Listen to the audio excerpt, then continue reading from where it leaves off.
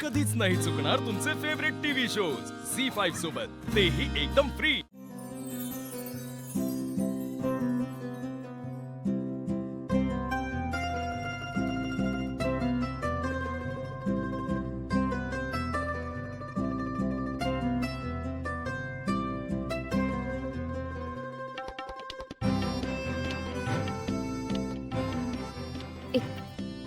Thanks.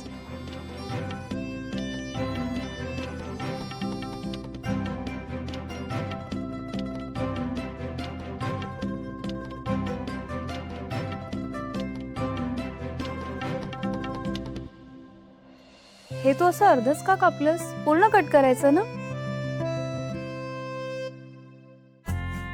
Actually Janhvi, आपण दुधाच्या पिशवीला कॉर्नरने एक छोटासा कट देतो आणि मग तो प्लास्टिकचा छोटासा तुकडा असतो ना, तो वेचायला, गोळा करायला आणि त्यानंतर त्याची प्रोसेसिंग करायला खूप कठीण जातं, जे आपल्या नेचरसाठी, आपल्या पर्यावरणासाठी अजिबात चांगलं नाही आहे. आणि मग हे पडलेले तुकडे असतात, ते प्राणी चुकून आपल्या अन्नाबरोबर खातात आणि आपल्यामुळे त्यांच्या पोटात प्लास्टिक जातं. म्हणून अशा पिशवीला कायम मोठा कट करायचा, पूर्णपणे कापून नाही टाकायचा.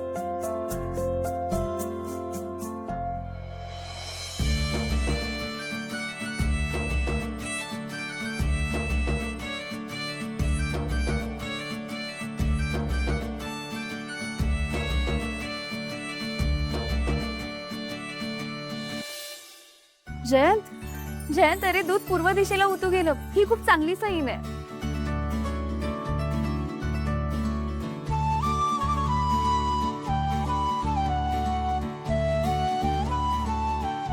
नाईस. म्हणजे तुला वास्तुशास्त्र पण येतं का? नाही, म्हणजे आईने ज्या चांगल्या गोष्टी सांगितल्यात ना, तेवढंच माहितीये. जसं की हे दुधाचं, त्याच्यानंतर किचन कुठल्या दिशेला असावं, झोपायची दिशा कुठली असावी, अंगणात तुळस कुठल्या दिशेला असावी, असं बेसिक माहितीये. जयंत, अरे हे सगळं तू का करतोयस? दे ना, मी करते. अरे जान्हवी, कम ऑन. मी काय आणि तू काय, हे घर आपल्या दोघांचंही आहे ना. मग आपण दोघांनी मिळून हे घर स्वच्छ ठेवायचं. ही फक्त तुझीच जबाबदारी नाहीये.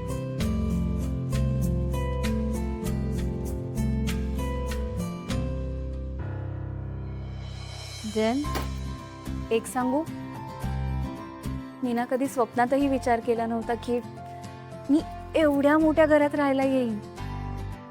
एक मिनिट जान्हवी, तू इथे राहायला आली नाहीयेस. राहायला पाहुणे येतात. तू इथे कायमची आली आहेस. ओके, म्हणून तू इथे हवी तशी राहा, तुला कोणी त्रास देणार नाही. आता हे तुझंच घर आहे.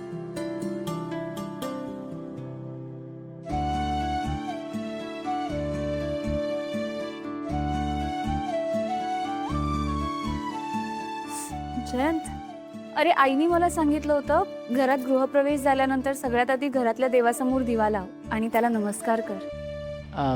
ओके, पण आधी हे पिऊया. झी5 ॲप डाउनलोड करा आणि पहा सर्व एपिसोड्स एकदम फ्री।